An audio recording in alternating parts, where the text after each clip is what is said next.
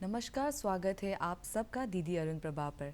लोगों तक सूचना पहुंचाने के लिए, एजुकेशन के लिए, एंटरटेनमेंट के लिए, सोशल अवेयरनेस की सारी जानकारी प्रदान करने के लिए रेडियो, टेलीविज़न, सिनेमा, प्रेस और कई सारे माध्यम एक अहम भूमिका निभाते हैं। भारत में रेडियो के महत्व से लोगों को अवगत कराने के लिए हर साल 23 जुलाई को राष्ट्रीय प्रसारण दिवस मनाया जाता है। आज है नेशनल ब्रॉडकास्टिंग डे यानी कि राष्ट्रीय प्रसारण दिवस। आज ही शुरू हुआ था भारत में आकाशवाणी की सफ़र। इसी सिलसिले में हम और विस्तार से जानने के लिए हमारे स्टूडियो में जुड़े हुए हैं मिस्टर प्रियवंशु रंजन, जो है हेड ऑफ न्यूज़ डीडीके ईटानगर। सबसे पहले हम आपका स्वागत करते हैं हमारे स्टूडियो पे। सर, हम जानना चाहते हैं कि नेशनल ब्रॉडकास्टिंग डे है क्या और हम इसे मनाते क्यों हैं? जी, सबसे पहले तो मैं दूरदर्शन के सभी दर्शकों को नमस्कार कहता हूँ। आपको भी नमस्कार। नमस्कार सर। जो नेशनल ब्रॉडकास्टिंग डे है वो हर साल हम 23 जुलाई को मनाते हैं, जैसा कि आज मना रहे हैं। नेशनल ब्रॉडकास्टिंग डे हम इसलिए मनाते हैं क्योंकि आज ही के दिन 23 जुलाई के ही दिन भारत में रेडियो प्रसारण की औपचारिक शुरुआत हुई थी। यानी कि जिसे आज हम ऑल इंडिया रेडियो या आकाशवाणी के नाम से जानते हैं, उसने फॉर्मल तरीके से 23 जुलाई को ही ब्रॉडकास्टिंग की शुरुआत की थी। ऐसा नहीं है कि 23 जुलाई 1927 से पहले भारत में रेडियो ब्रॉडकास्ट नहीं हो रहा था। बिल्कुल हो रहा था।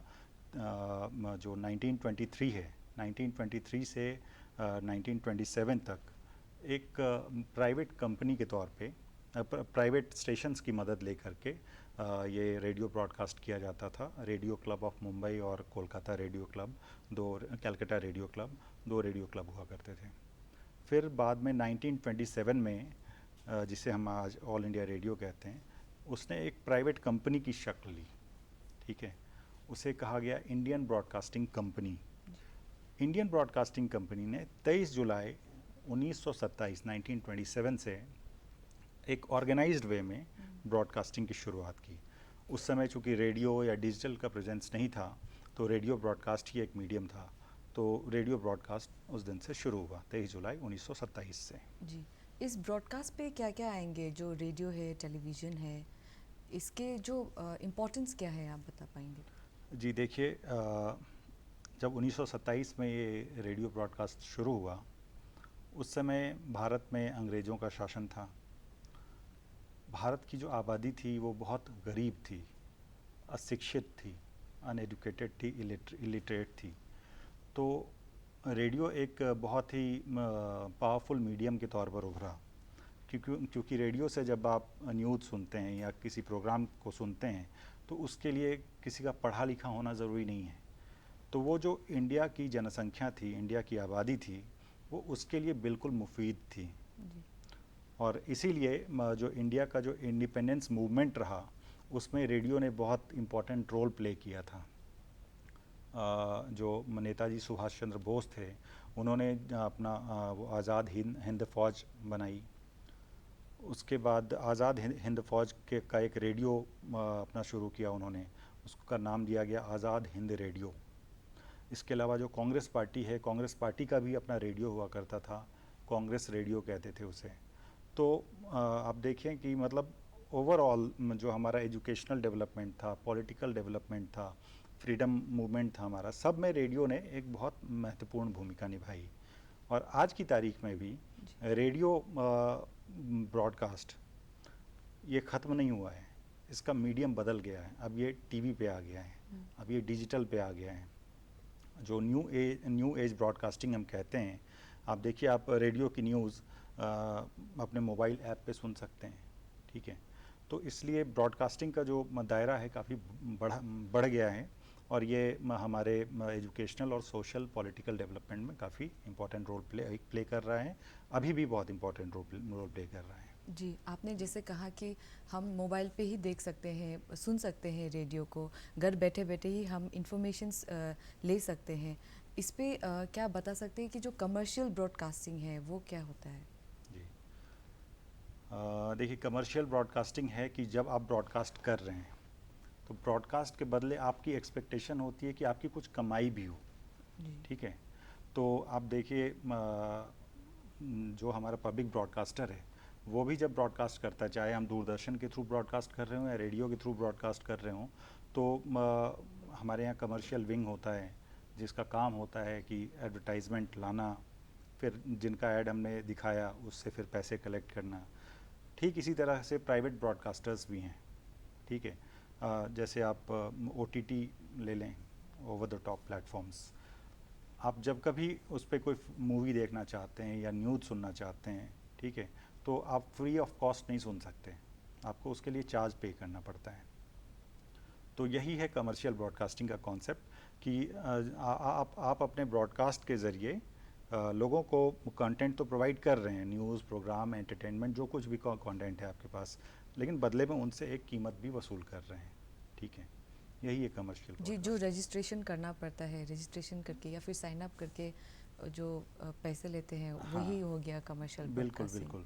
जैसे आप नेटफ्लिक्स देखिए, जी, नेटफ्लिक्स पे आप कोई मूवी देखती हैं, फ्री ऑफ कॉस्ट तो नहीं देख सकती, आपको उसके लिए सब्सक्रिप्शन लेना पड़ता है, उसके लिए आप कॉस्ट पे करती हैं। जी, इसी तरह Z5 है, Z5 पे आप न्यूज़ भी देख सकती हैं, बहुत सारे मूवीज़ भी हैं, सीरियल भी हैं, तो सबके लिए आपको पे करना पड़ता है। जी। ये यूजुअली प्राइवेट ब्रॉडकास्टिंग पे ही होता है। आप डिफरेंस बता सकते हैं पब्लिक ब्रॉडकास्टिंग और प्राइवेट ब्रॉडकास्टिंग पे होता क्या है? जी, देखिए प्राइवेट ब्रॉडकास्टर जो होता है वो प्रॉफिट ड्रिवन होता है।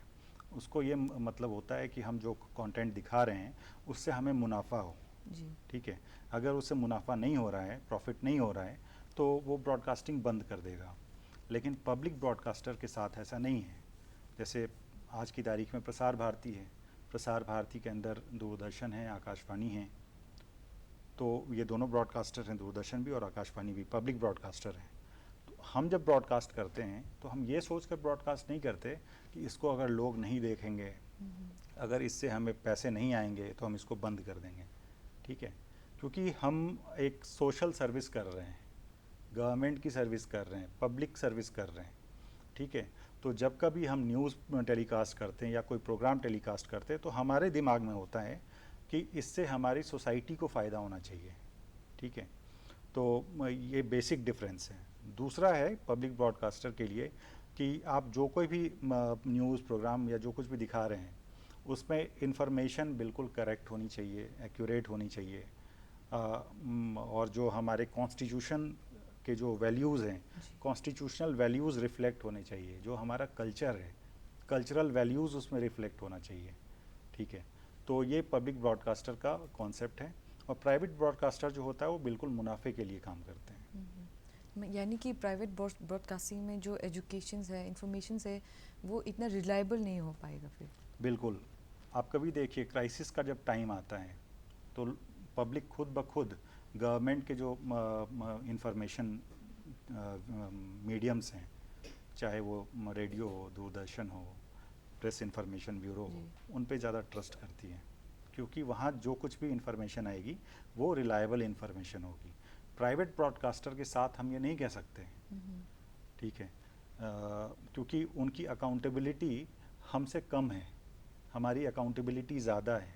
पब्लिक हमसे क्वेश्चन कर सकती है, पार्लियामेंट में हमसे क्वेश्चन पूछे जा सकते हैं कि दूरदर्शन ने ये अगर कोई कंट्रोवर्शियल चीज़ दिखाई, कोई गलत चीज़ दिखाई तो क्यों दिखाई, क्योंकि हम तो पब्लिक के पैसे से चल रहे हैं ना, तो हमें ज़्यादा सावधानी बरतनी पड़ती है। जी, इस ब्रॉडकास्टिंग पे हमारे जो अरुणाचल पे है, आपने जैसे दूरदर्शन का बात किया था, फिर दूरदर्शन पे ही हमारा जो अरुण प्रभा है, स्पेशली अरुणाचल प्रदेश के लिए ही लॉन्च किया था। इसके बारे में आप बता दीजिए, अरुण प्रभा के चैनल के बारे में। जी, हमारे माननीय प्रधानमंत्री श्री नरेंद्र मोदी ने फरवरी 2019 में डीडी अरुण प्रभा की औपचारिक शुरुआत की थी। डीडी अरुण प्रभा ने अरुणाचल प्रदेश में जो इंफॉर्मेशन की जो फील्ड है उसमें एक बहुत अहम भूमिका निभाई है। आप देखते होंगे जब कभी आप चैनल देखेंगे तो आपको यहाँ के लोकल कल्चरल डांस, अलग अलग ट्राइब्स के, निशी ट्राइब के, गालो आदि, या और भी बहुत सारे tribes, more than 20 major tribes हैं, तो उनके डांसेस वगैरह आपको आप देख सकती हैं। जो फोक सॉन्ग है वो भी कभी कभी देख सकती हैं। इसके अलावा हमारा डेली न्यूज़ बुलेटिन है, news and current affairs programmes होता है, जैसे अभी हम बात कर रहे हैं ये करंट अफेयर्स के अंदर आता है।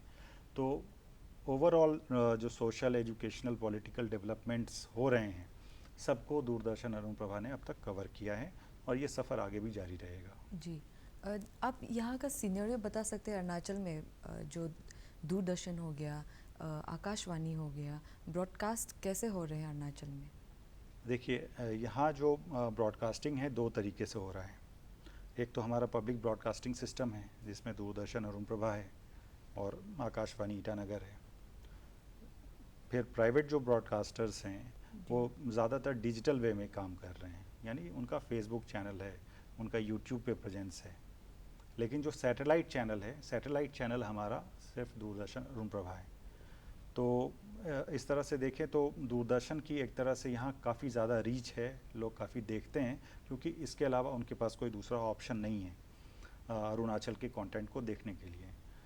दूसरी तरफ जो प्राइवेट डिजिटल ब्रॉडकास्टर्स हैं उनका एक ड्रॉबैक है कि ज़्यादातर ब्रॉडकास्टर्स जो हैं वो डिस्ट्रिक्ट सेंट्रिक हैं या कैपिटल सेंट्रिक हैं। आप देखिए ज़्यादातर जो हमारे ईटानगर से जो ऑपरेट होते हैं वो ईटानगर की ही न्यूज़ दिखाते हैं, ईटानगर में क्या डेवलपमेंट्स हो रहा है, क्या पॉलिटिकल डेवलपमेंट है या क्या कहाँ कंट्रोवर्सी हो रही है। फिर कोई देखिए अलग अलग डिस्ट्रिक्ट के नाम से Siang news, West Siang news, तो अलग अलग तवांग न्यूज़, वो उस डिस्ट्रिक्ट के बारे में ही ज़्यादा फोकस करते हैं, ठीक है। लेकिन दूरदर्शन इकलौता ऐसा प्लेटफॉर्म है यहाँ पे जो कि अपने न्यूज़ बुलेटिन के ज़रिए, अपने करंट अफेयर्स प्रोग्राम के ज़रिए पूरे अरुणाचल को कवर करता है। आप हमारा न्यूज़ बुलेटिन देखिए जिसका प्रसारण हर दिन शाम 6:15 से 6:30 तक डीडी अरुण प्रभा पे होता है और हमने उसका लाइव जो है लाइव टेलीकास्ट वो भी शुरू किया है पिछले दिनों। तो सेम टाइम पे मतलब शाम को 6:15 से 6:30 के बीच यूट्यूब पे भी आप लाइव देख सकती हैं। तो उसमें हम कोशिश करते हैं कि ज़्यादा से ज़्यादा डिस्ट्रिक्ट्स को कवर करें, क्योंकि हमारा नेचर है कि हम पॉजिटिव न्यूज़ दिखाएंगे, डेवलपमेंटल न्यूज़ दिखाएंगे, ठीक है। तो हाँ, हमारी कोशिश है कि हम ज़्यादा से ज़्यादा डेवलपमेंट को दिखाएं, इसके लिए ज़्यादा डिस्ट्रिक्ट्स को हम कवर करते हैं। जी, दूरदर्शन को अगर फॉलो करेंगे तो पूरे अरुणाचल का न्यूज़ आपको मिल जाएगा बिल्कुल वहाँ बिल्कुल पे। जी बिल्कुल। जी। जैसे आपने कहा कि पूरे डिस्ट्रिक्ट्स पे जो एक न्यूज़ चैनल खुल गया है जो एक ही डिस्ट्रिक्ट का वहीं पे न्यूज़ होता है, तो हम जानना चाहेंगे जो कम्युनिटी ब्रॉडकास्टिंग होते हैं अभी, जैसे कि रेडियो भी शुरू हो चुका है अरुणाचल पे, कुछ कुछ कम्युनिटी रेडियो स्टार्ट हो चुका है। इस कम्युनिटी ब्रॉडकास्टिंग के बारे में आप थोड़ा बता दीजिए। जी, बहुत अच्छा क्वेश्चन पूछा आपने ये। अभी जैसे मैंने कहा डिस्ट्रिक्ट वाइज वो न्यूज़ प्लेटफॉर्म्स हैं, तो वो गलत नहीं है क्योंकि आज जो न्यूज़ है वो लोकलाइज हो रहा है। लोग ज़्यादा से ज़्यादा अपने आसपास की खबरों को देखना चाहते हैं, तो उनका अपना इम्पोर्टेंस है, उनके इम्पोर्टेंस को हम नकार नहीं सकते। ठीक उसी तरीके से जो कम्युनिटी रेडियो है उसका भी बहुत बड़ा रोल है, लेकिन कम्युनिटी रेडियो में एक लिमिटेशन है कि उसमें हम न्यूज़ टेलीकास्ट नहीं कर सकते, और अगर कर भी सकते हैं तो एक सर्टेन टाइम लिमिट तक ही कर सकते हैं। अच्छा। आप देखिए छत्तीसगढ़ में एक बहुत अच्छा एग्जाम्पल है, वहाँ एक रेडियो है बुलटू रेडियो। वो बुलटू रेडियो इसलिए कहते हैं क्योंकि वो ब्लूटूथ के ज़रिए चलता है, तो लोग बोल नहीं पाते हैं ब्लूटूथ, तो बुलटू रेडियो कहलाता है वो, ठीक है, बहुत पॉपुलर है। इसी तरह गुड़गांव में है गुड़गांव की आवाज़, तो वो भी बहुत पॉपुलर है। तो जो कम्युनिटी रेडियो है ना वो धीरे धीरे अपनी जगह बनाते जा रहे हैं। तो चूँकि अरुणाचल एक ऐसी जगह है जहाँ नेटवर्क कनेक्टिविटी का भी इशू है, और लोगों को अपने आसपास की न्यूज़ भी देखनी है, अपने आसपास के प्रोग्राम्स को भी देखना है, सुनना है, तो उसके लिए कम्युनिटी रेडियो का बहुत ज़्यादा स्कोप है यहाँ अरुणाचल में। आपने बताया कि कुछ स्टेशन शुरू भी हुए हैं, मुझे लगता है कि कम्युनिटी रेडियो के प्रसार में यहाँ ज़्यादा ध्यान देना चाहिए। कम्युनिटी रेडियो यहाँ के लिए गेम चेंजर प्रूव होगा। जी, कम्युनिटी रेडियो को लेकर ही या फिर कुछ जो कम्युनिटी चैनल्स हो गए हैं उसी को भी लेकर अगर कुछ स्कोप है अरुणाचल में, आपको कैसा लगता है इसका यहाँ पे स्कोप कैसा होगा? बिल्कुल, मैंने कहा ना कि जो लोकलाइजेशन है आजकल, लोकलाइजेशन पे ज़्यादा जोर है। जी तो हम जितना ज़्यादा लोकलाइज्ड होंगे न्यूज़ के मामले में या प्रोग्राम्स के मामले में, तो उतना ज़्यादा ये बेनिफिशियल होगा। लोग अपने कल्चर से, अपने आसपास हो रही घटनाओं से ज़्यादा कनेक्ट कर पाएंगे। जी। पर यही नेशनल ब्रॉडकास्टिंग डे पे ही आते हैं, तो आप बता सकते हैं कि हम ये डे को मनाते क्यों हैं फिर? जी, मैंने कहा कि जो 23 जुलाई 1927, रेडियो पे 23 जुलाई 1927, इस दिन ऑर्गेनाइज्ड ब्रॉडकास्टिंग की शुरुआत हुई थी। ऑर्गेनाइज्ड ब्रॉडकास्टिंग मतलब पहले जो प्राइवेट प्लेयर्स कर रहे थे वो कभी करते थे कभी नहीं करते थे, या उनके पास उतने रिसोर्सेज नहीं थे। लेकिन जब 1927 में इंडियन ब्रॉडकास्टिंग कंपनी बनी, जो कि बाद में 1936 में वो ऑल इंडिया रेडियो के नाम से जाना जाने लगा, तो इंडियन ब्रॉडकास्टिंग कंपनी में ने बिल्कुल ऑर्गेनाइज्ड वे में ब्रॉडकास्टिंग की शुरुआत की। इसीलिए हम इस दिन को मनाते हैं कि भारत में औपचारिक तरीके से प्रसारण की शुरुआत हुई। जी, आप जैसे कि हमारा जो न्यूज़ के हेड है DDK पे, आप बता सकते हैं कि हम कैसे सेलिब्रेट करेंगे इस नेशनल ब्रॉडकास्टिंग डे को अरुणाचल पे ही?